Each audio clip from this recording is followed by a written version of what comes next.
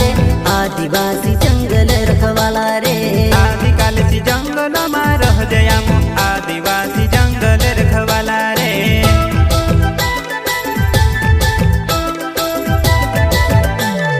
चल जंगल जमीन काज पूजे रे आदिवासी दुनिया ने रखवाला रे बाप देव खतरी काज पूजे रे आदिवासी सबसे निराला